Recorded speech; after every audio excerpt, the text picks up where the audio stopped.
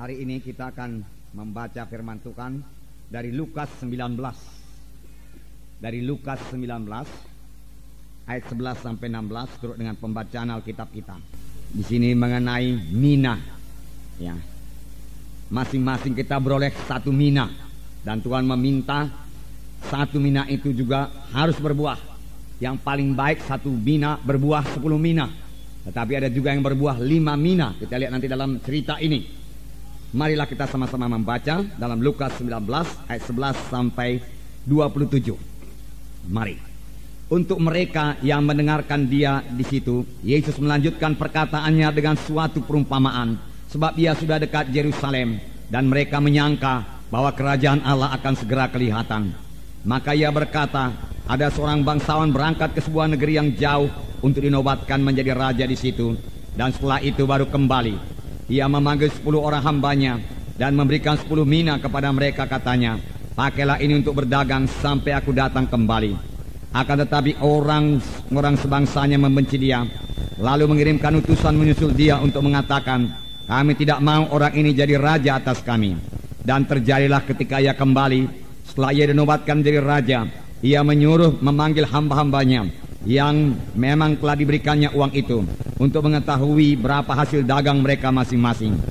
Orang yang pertama datang dan berkata, Tuan, mina Tuan yang satu itu telah menghasilkan 10 mina. Katanya kepada orang itu, baik sekali perbuatanmu itu, hai hamba yang baik. Engkau telah setia dalam perkara kecil, karena itu terimalah kekuasaan atas 10 kota. Datanglah yang kedua dan berkata, Tuan, mina Tuan telah menghasilkan 5 mina. Katanya kepada orang itu, dan engkau kuasailah 5 kota. Dan hamba yang ketiga datang dan berkata, Tuan, inilah mina Tuan, aku telah menyimpannya dalam sabut tangan, sebab aku takut akan Tuan, karena Tuan adalah manusia yang keras. Tuan mengambil apa yang tidak pernah Tuan taruh, dan Tuan menuai apa yang tidak Tuan tabur. Katanya kepada orang itu, hai hamba yang jahat, aku akan menghakimi engkau menurut perkataanmu sendiri. Engkau sudah tahu bahwa aku adalah orang yang keras, yang mengambil apa yang tidak pernah aku taruh, dan menuai apa yang tidak aku tabur. Jika demikian, mengapa uangku itu tidak kau berikan kepada orang yang menjalankan uang? Maka sekembaliku aku dapat mengambilnya serta dengan bunganya. Lalu katanya kepada orang-orang yang berdiri di situ, ambillah mina yang satu itu daripadanya dan berikanlah kepada orang yang mempunyai 10 mina itu. Kata mereka kepadanya, Tuan, ia sudah mempunyai 10 mina. Jawabnya, aku berkata kepadamu, setiap orang yang mempunyai, kepadanya akan diberi. Tetapi siapa yang tidak mempunyai, daripadanya akan diambil apa yang ada padanya. Akan tetapi semua seteruku itu yang tidak suka aku menjadi rajanya, bawalah mereka kemari dan bunuhlah mereka di depan mataku. Nah, jadi kita melihat di sini seorang bangsawan pergi ke negeri yang jauh untuk dinobatkan menjadi raja. Sebelum dia pergi, saudaraku, dia memanggil 10 orang hambanya dan dia mengambil 10 mina. Masing-masing hamba beroleh 1 mina. Tidak berapa lama kemudian bangsawan ini kembali dan dia meminta supaya masing-masing memberi pertanggungjawaban tentang mina yang diberikannya kepada mereka. Karena pada waktu bangsawan itu memberikan mina itu, dia berkata kepada hamba-hambanya itu, berdaganglah dengan uang mina ini sampai aku kembali. Nah, saudaraku yang kasih dalam nama Yesus, jadi masing-masing beroleh 1 mina. Tidak seperti talenta. Dalam perumpamaan talenta beberapa waktu yang lalu, kita melihat bahwa satu orang diberikan 5 talenta, yang lain 2 talenta, yang lain 1 talenta. Tapi dalam hal perumpamaan mina ini, masing-masing beroleh 1 mina. Dan Tuhan juga masih menuntut, saudaraku, supaya 1 mina ini juga berbuah, sama sebagaimana talenta itu berbuah. Talenta daripada Tuhan, mina pun daripada Tuhan. Hanya talenta itu, saudaraku, gambaran kesanggupan kita. Kesanggupan kita juga datang daripada Tuhan. Talenta itu gambaran karunia kita. Mina ini, saudara, adalah gambaran keselamatan kita. Semua kita beroleh 1 mina. Semua kita sudah selamat. Semua kita sudah lahir baru, saudara. Nah, sekarang ini, saudara, sudah selamat. Tuhan minta 1 mina itu berbuah. Sesudah selamat, Tuhan minta keselamatan kita itu berbuah. Apakah buah daripada keselamatan, saudara? Kalau mangga, buahnya mangga, saudara. Kalau durian, buahnya durian. Kalau pohonnya durian, buahnya durian. Kalau orang selamat, buahnya orang selamat, saudaraku. Kalau mina, buahnya mina, saudaraku. Tuhan minta satu mina paling sedikit, saudaraku. Firman Tuhan berkata dalam buku Efesus 4 ayat 11 dan 12, semua kita ini harus melayani, saudaraku. Tidak ada yang tidak melayani. Jadi semua kita harus ambil bagian, saudaraku, dalam pelayanan.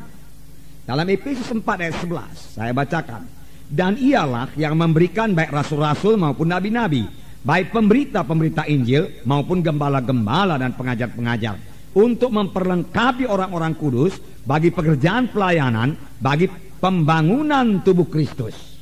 Di sini ia, yaitu Tuhan sendiri, telah memberikan kepada jemaatnya, telah memberikan kepada gereja lokal. Apakah itu? Nabi-nabi, guru-guru, rasul-rasul, gembala-gembala, penginjil-penginjil. 5 tugas pelayanan, saudaraku. Tugas pelayanan yang utama 5, saudaraku. Apakah gunanya mereka ini diberikan Tuhan?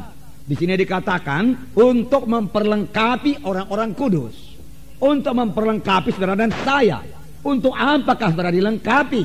Firman Tuhan ini berkata, untuk memperlengkapi orang-orang kudus bagi pekerjaan pelayanan, bagi pembangunan tubuh Kristus, bagi pekerjaan pelayanan, bagi pembangunan tubuh Kristus. Nah, saudara, jadi saudaraku, kita semua melayani untuk membangun tubuh Kristus. Kita ikut dalam membangun tubuh Kristus. Nah, saudaraku yang kasih dalam nama Yesus, tubuh Kristus. Ya, kita inilah anggota tubuh Kristus. Anggota tubuh Kristus, saudaraku, semuanya berfungsi. Tidak ada yang tidak berfungsi, saudaraku. Tidak ada yang tidak berfungsi.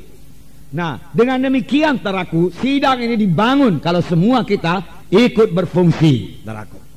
Pada akhir zaman ini, saudaraku, Tuhan bekerja melalui gereja lokal, saudaraku. Tuhan bekerja melalui satu tim ministry, saudaraku, yaitu melalui guru-guru, nabi-nabi, gembala-gembala, rasul-rasul, pengajar-pengajar, saudaraku, penginjil-penginjil, saudaraku, di dalam satu gereja lokal, saudaraku. Syukur kepada Tuhan, Tuhan telah memimpin kita membangun satu gereja lokal seperti ini, saudaraku. Biarlah kita terus, saudaraku, aktif sebagai anggota tubuh Kristus. Karena dalam gereja lokal seperti ini, masing-masing kita bisa berbuah, saudaraku. Mina yang kita punya itu, saudaraku, bisa berbuah, saudaraku. Dan kita sampai kepada kehendak Tuhan. Tapi benarkah kita sudah sampai kepada kehendak Tuhan, saudaraku? Benarkah semuanya kita ini sudah berfungsi? Benarkah semuanya kita ini sudah menjalankan uang mina kita yang satu itu, saudaraku? Yaitu keselamatan, berbuah keselamatan, saudaraku. Saudaraku yang kekasih dalam nama Yesus, kalau kita bandingkan dengan gereja pertama di Yerusalem, saudaraku, mereka, saudaraku, pada hari Pantekosta beroleh 3.000 orang untuk diselamatkan dan dibaptiskan sekaligus, saudaraku. Saya yakin pada hari itu mereka selamat. Pada hari itu mereka dibaptis, tidak menunggu-nunggu lagi, saudaraku. Kemudian beberapa waktu kemudian, saudaraku, mujizat Tuhan terjadi. Petrus berjalan ke pintu bait Elok dan melihat di situ, saudaraku, seorang yang tepok. Dan dia berkata, emas dan perak tidak ada padaku, tapi apa yang ada padaku kuberikan padamu. Dalam nama Yesus orang Nazaret, bangkit dan berjalan. Orang itu bangkit dan berjalan. Mujizat Tuhan terjadi dan 5.000 orang bertobat.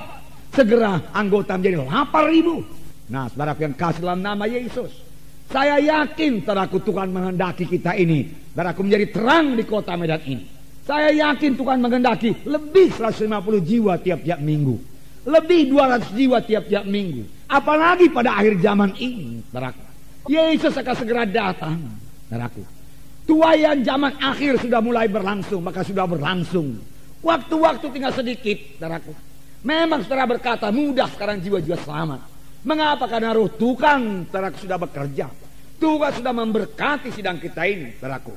Saudara, Tuhan mau memakai sidang ini untuk membawa jiwa-jiwa kepada maksud Tuhan. Mulai daripada keselamatan, saudaraku, dan sampai kepada panggilan Tuhan, saudaraku.